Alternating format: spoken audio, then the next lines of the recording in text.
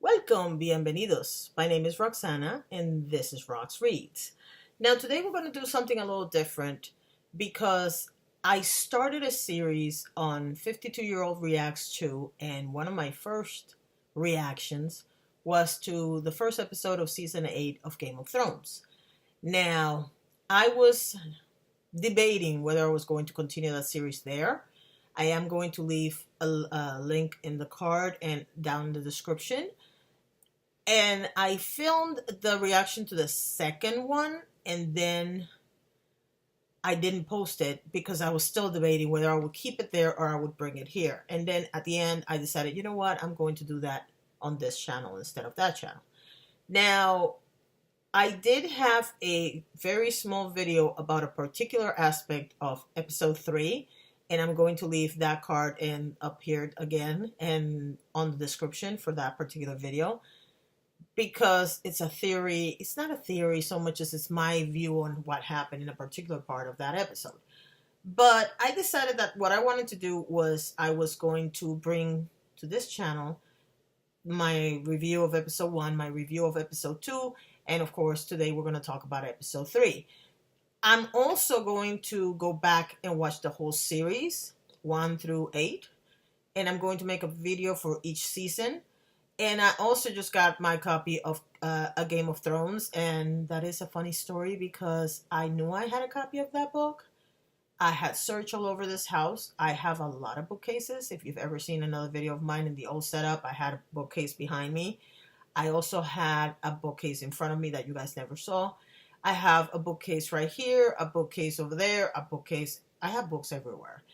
But my daughter in her room has a lot of books as well. And we knew that particular book was supposed to be over there. And I searched 3 times and I never found it.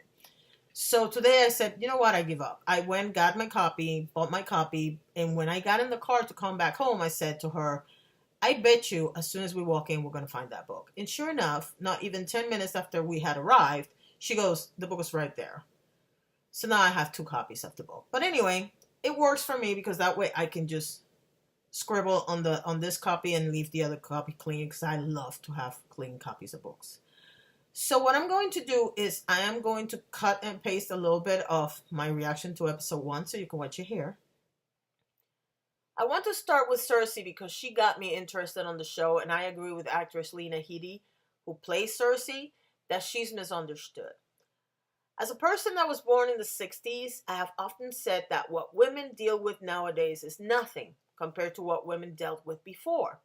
I come from an era where women were harassed and mistreated all the time, and there were no laws to protect them. I understand living in a world where men claim that they care and they give no value or importance to a woman other than by the idea of how many kids she can bring into this world. This was Cersei's fate, to get married to the king and to give him children.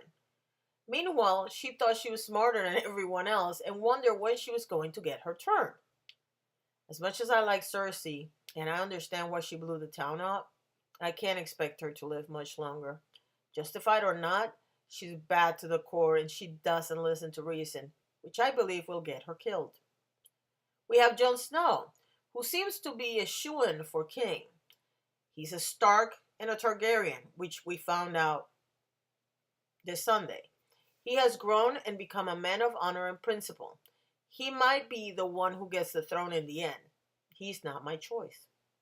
Arya Stark is one of my favorite characters. This girl grew before our eyes from a wide-eyed kid who pretended to be a boy to get by into this masterful killer. I don't think she will make it to the throne, but the king would be smart to keep her near. She's loyal to her family and very skilled in the use of weapons and faces. What can I say about Daenerys Targaryen? She's another possible ruler. The thing with Dany is that I have mixed feelings about her.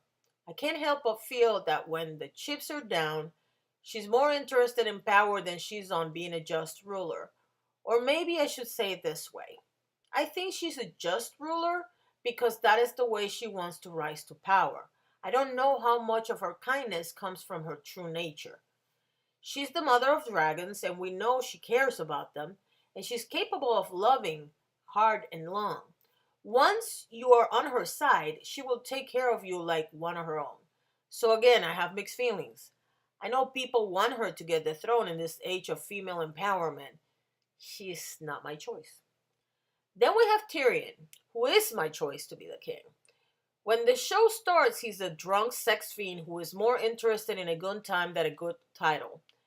We have seen him grow and mature and become Dany's hand and trusted advisor. He has gone from naysayer to true believer in the importance of being a wise ruler, and yes, the fact that he's not average size gives him an edge to me. The fact that he has lived all his life through dwarf jokes makes me think he will have some heart when it comes to dealing with others. By far, my favorite character is Brienne of Tarth. I can't even talk. Brienne is not your typical girl. She's a soldier. She's taller than most of the men. In fact, I think the Mountain is the only character taller than her on the show. Even the Hound is shorter, and she already beat him once.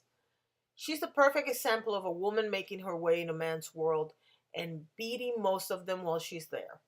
She's extremely loyal and a woman of her word. She promised to protect the Stark's children, and I'm sure she will die doing so if need be. Although I don't want her to die. I want her to marry a wildling, a particular red-headed wildling, Tormund, and have beautiful children she will teach to sword fight. There are plenty of other characters we can talk about, including Jaime, that we will get to as the last 5 episodes come out. There was a scene where a particular character wanted some private time with Cersei. Her answer was, "You want a whore, buy one. You want a queen, earn her." To me, for any woman watching, in fact, for any person watching, this is a significant line. The beauty of Game of Thrones is that even though the show is set on a mythical world back in the past, the situations can easily be translated to modern times. Greed, the need for power, family dynamics, alliances, betrayal, death, war, all of these topics are very current. One of the most interesting topics to me is the many women are viewed and treated, and for all the sex and gore, I do give both the creators and George R. R. Martin credit for making the point that women should be treated as equals and respected as individuals. There is a difference between buying a person or their affection and earning the trust and caring of an individual. Now, don't take me wrong. I'm clear that for Cersei, this is a strategic alliance. She does not care for Euron Greyjoy. However, the sentiment is clear. He can go and have his way with any woman he wants. He has the money and the status. But if he wants the queen, he has to earn her. Elephant jokes aside, Cersei wants to be treated with deference and respect, and in the end, those are primal urges of any self-respecting individual. The second line that was said came from Yara Greyjoy to her brother Theon. "What is dead may never die." It is part of a prayer that was used when he was baptized into his family a few seasons back. The end of that prayer actually says, "What is dead may never die, but rises again harder and stronger." The idea behind this statement is that once you've experienced the worst, nothing can scare you. For people that have survived violent crime, illnesses, even natural disasters, we all know that after going through something like that, not much will scare you. In general terms, this episode was full of reunions we had all been waiting for. Jon and Arya, Arya and Gendry, Theon and Yara, Arya and the Hound, and of course, Bran and Jaime. By far the sweetest one is Jon Snow and Arya Stark. The most awaited, though, is the reaction between Jaime and Bran. That will be at the top of the next episode. And then I'm going to take episode 2 and show you the entire reaction now. I don't even know what to say about this episode. If you've been watching the show for a while, you know that some of the people that are left are some of the most well-liked, if not loved, characters. And I couldn't help but feel that this particular episode, which, by the way, spoilers ahead, this particular episode is like the swan song, the goodbye. I don't even know what to call it. And I'm not going to speculate on who's going to make it or who's not going to make it. Well, maybe a little bit. But I couldn't help but feel like some of these characters were saying goodbye. They all think they're going to die. So that's neither here nor there. But I don't know. It was a heartbreaking episode to watch. And it was the episode that turned me from liking Game of Thrones to loving Game of Thrones. So let's begin with the things that I liked about the episode, because that will help me feel better, although not by much. So one of the highlights of the episode for me was Brienne getting knighted by Sir Jaime. I loved that part of the episode. I absolutely loved it. I know how it feels to be a woman in a man's world and all of a sudden getting the recognition that you deserve. And for that alone, that part of the episode was amazing to me. I've always thought that, well, we all know Brienne is one of my favorite characters. I don't think she's ever going to make it to the throne, but I think she is one of the most iconic, if that's a word for this, characters in this particular show, for what I hear in the books as well. And that smile at the end when she's knighted is one of the reasons why pretty much everybody I know thinks that she's going to be one of the first people to die during the war with White Walkers. And I happen to agree with that theory. I hope I'm wrong. I really hope I'm wrong, because I don't want to see her die. I absolutely love Gwendolyn Christie, and Brienne of Tarth is quite possibly my favorite character on the show. So, yeah, that was something. And then, there was a conversation between Tyrion and Jaime, which, here's the thing with Jaime. I like Jaime. I don't love Jaime.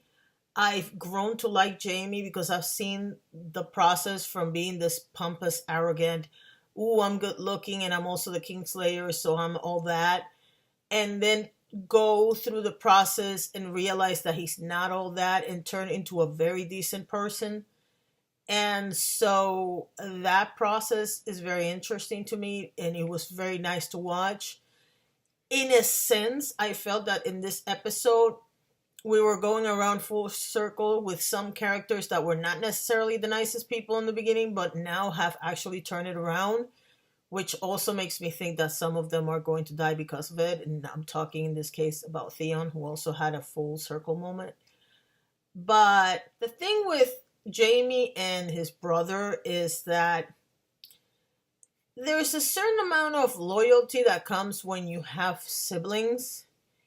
And it kind of makes me wonder why he picked Cersei over Tyrion. And I don't mean the sex part, because at the end of the day, they're twins.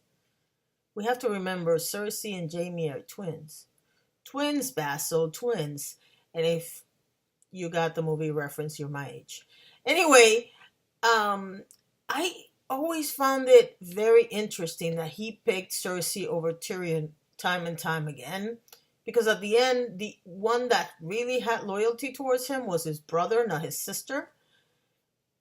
So it was nice to see them actually have a conversation and realize how far they've come, and how everything has come to this moment, and they're together in the possible last moment. I don't know what's going to happen with Jaime. I don't know that I care if they kill him or not. I'm pretty sure they're not, but you never know. There's also this whole thing about people that were coupled together, not necessarily couples, but friendship couples as well. For example, the Jaime and Brienne situation, well, maybe they're putting them together because one of them is going to die. Tyrion and Jaime, one of them might die. Theon and Sansa, maybe one of them is going to die. They sat Arya with the Hound, so you're thinking maybe this is goodbye for one of them. Then Arya had a situation with Gendry, and of course everybody lost it, and I have to say something about that in a second. But you get this sense that they're showing you all these couples, whether they're friends or lovers or potential lovers, because one of them is not going to make it out of the two. So I'm wondering who's going to die and who's not. But it was an interesting chapter in that sense. Now, as far as Arya and Gendry, or however you say his name, a funny thing about that was I was watching this episode with hubby. And we've seen this girl grow from an 11-year-old girl to now a 22-year-old girl.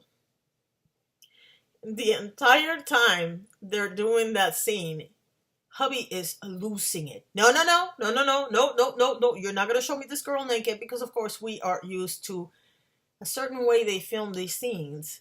And so I think he was happy that he didn't see anything.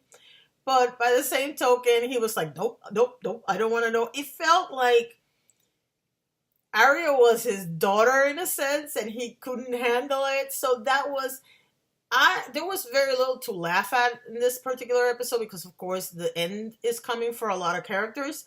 But I just couldn't help but laugh at his reaction to that particular part of the episode. The other thing that I found very interesting was the one-upmanship between Tormund and Jaime on that, what eventually ended up in the knighting scene, because of course we have a feeling that Jaime has some sort of love for Brienne, and then we have Tormund that has made no secret about the fact that he wants to marry Brienne, and so when you saw them both trying to one-up each other, and then in the process Tormund not understanding why she couldn't be knighted, why she couldn't be a sir, and of course she told him women are not sirs, and he's like, why not? Like, that makes no sense, and it doesn't, but that's the way it used to be. So to see him basically make a deal about that, and then of course the other one being able to fix it for her, and I just thought it was so funny. And then when it finally happens, the one clapping and happy, really truly happy for her, is Tormund. And of course, one of all of those people is gonna die. So you're sitting there like, oh, I don't know that I'm gonna watch the third episode. I might watch it just because I want to make one of these, but to be honest with you, I don't know that I can. I don't think my heart can handle it. I already said, because I've heard some of the leaks that have come out, and I've heard people say, well, but you know how leaks are. There are some things that if I see them happen, that's the end of the episode for me. This next episode is 1 hour and 32 minutes, I believe. And I don't think I can handle it. I gotta be honest with you. If they kill some people that I know might end up dead, but it doesn't affect my view, would be, and then I say it and then I think, no, I don't want him to die. But Tormund might die. Guy with the eye patch, I forgot his name. I'm pretty sure he's going to die. Jon Snow, if he dies, it doesn't bother me for some reason. Dany, if she dies, it doesn't bother me either. One that I don't want to die, but I think he is Ser Jorah. And depending on the hour, the day of the week, etc., I might say, yeah, I'm pretty sure he's gonna die, I don't care. And then I'm like, no, but I like Ser Jorah. So that's really hard for me. The Hound, I think he's going to die. And of course, I want to see how this translates next week when I realize who did and who didn't. And in the end, the only person that I really want to see dead is the Night King. I don't know if they're going to make it happen or not, but it is what it is. As far as do I have any more predictions of who's going to end up in the throne now that we know that Dany knows that Jon is the last male heir of the Targaryen name? I don't know that Jaime is qualified to be the king of the Seven Kingdoms. He has grown up through this arc, so maybe he would be a good ruler. I just don't want him to be. So the only way I would want Jaime to be the king is if he marries Brienne, because then she would be the queen. That's about it. But I don't know. Who do you think is gonna die? I'm very curious to find out who you think is going to make it after the war. For what I understand, and this is based on what Kit Harington said on the Graham Norton show, they filmed this particular battle 52 nights, and it is going to be one episode. So I'm thinking that this is going to be the war. The fourth episode is going to be picking up the pieces. The fifth episode is probably going to be going after Cersei for lying to them. And then the sixth is going to be the quote unquote happy ending, which is not going to be a happy ending because this is Game of Thrones. Okay, so now let's get into episode 3.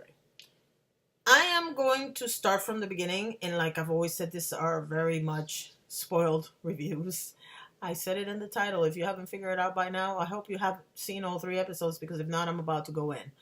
So let me start by saying that I've never had a panic attack while watching any movie or show until this weekend. You see, tomorrow we have tickets to go watch Avengers Endgame, which, yes, I am going to talk about on this channel. But in order for me to watch Endgame, I decided to watch Infinity Wars on Saturday. And let me tell you, I had never had the beginnings of a panic. I can kind of sort of know when a panic attack is about to hit me at this point, because I've had them in the past. So when I realized that I was feeling like I was going to have either a heart attack or a panic attack, I went ahead, stopped the movie, took a breather, came back, and watched the end of the movie. Now, Sunday came, and I really didn't want to watch this episode because I was so sure that many of my favorites were going to die, so I really didn't want to watch it. And then, ironically, I start watching it, and in the first 10-15 minutes, nope, nothing is happening. And I got to the point where I was like, for the love of God, somebody kill something. But then they have the first scene, and Melisandre comes in. And you have to understand, Melisandre's character is not so much a bad person as she is flawed, like we all are. But I've seen this through history, where people decide to sacrifice one person for the sake of all the other ones, and it rarely ever works. And so I understand her mentality that if you sacrifice this person, everything is going to be okay. I've seen it through history, mostly in religion. And so the fact that she had done that in the past and then revived Jon Snow shows you where she starts realizing that maybe I should use my powers in a different way. So when she lights up the source of the Dothraki, I'm like, okay, they have a hope and a prayer. Then you get to see it from the vantage point of Jon Snow and Daenerys, who are up on a hill, and you see them all go towards the dead, and then all the lights go out. And you're sitting there like, oh my God, the Dothraki are gone. That was a shocker for me. I was like, I wanted somebody to kill something, but not, And so as we talk, I'm going to show you, because I decided to accept the challenge, which was live tweet my reactions without giving it away, no spoilers. And I had several reactions throughout this video. You're going to see some of them. So then Melisandre had an interesting purpose in this episode. She had 3 major scenes and 3 major purposes. And of course, she's trying to help the living and the dead. So the first scene is the thing with the Dothraki. Later on, there's a scene where the Daenerys and Jon Snow can't see them, signaling them to light up the perimeter of Winterfell so that the White Walkers get killed by fire. And so she starts a prayer which lights up the perimeter. So that's the second time she redeems herself. And then the third time is her talking to Arya. And the thing about it is this. Whenever there's a war, I've heard countless people that have been in actual wars. I've seen them on TV, and I've actually talked to people in person. And there is a moment where no matter how brave you are, you're going to have a moment of panic, where you're going to think, what's the point? I might as well die. And so we saw it with the Hound, that he had that moment of panic until he was reminded that his girl Arya was being followed by the White Walkers, and he snapped out of it real quick. And then the second time we see that is when Arya herself is watching one of her protectors die trying to save her. And then Melisandre talks to her and tells her, you know, we've met each other before, and I told you we're going to kill a lot of little people, brown eyes, green eyes, and blue eyes. And at that point, Arya gets all her might back, and of course, we know what happens after. But those were the three big moments of Melisandre to completely end her arc from crazy believer to actually using her powers for good. Then we have, and I'm not going to talk about everything that happened, I'm just going to tell you the highlights. Then we have another big moment, and that is, of course, Lyanna. Lyanna Mormont was one brave 10-year-old. And from what I was listening, I'm going to leave the link below. And if this thing lets me, I'm going to put a card up here where the creators of the show were discussing Lyanna. And they were talking about how she was only supposed to be in one scene, but they met the actress and they decided, no, we have to write more stuff for her. And even though they couldn't give everybody a big death, they wanted to make her death mean something. So they gave her a Goliath, David versus Goliath moment. And of course, she doesn't survive, but she actually kills the biggest White Walker yet. And that was a big moment. All leading to the importance of actually killing the Night King, because if you kill the Night King, since he created everybody else else should fall. That's the theory. And so we see this spectacular moment where the Night King is walking towards Bran, and Bran's just sitting there like, yeah, I know you're coming, and guess what? You're not going to make it. But you're seeing him looking at him, and like I said on the other video, there's a moment where I think the Night King knew he was done. And so when Arya comes out of nowhere, jumps him, and then stabs him with Valyrian steel, and it turns out, yes, that is the only thing that will kill the Night King. And you realize the big war is over. I mean, if you haven't seen the reactions, there's all over YouTube, there's videos with people reacting to this. It is fantastic to watch. It's like, yep, that just happened, you know? But my biggest concern were the people that the characters that I loved that I didn't want to see die. There was Ser Jorah, there was Lyanna, there was Brienne.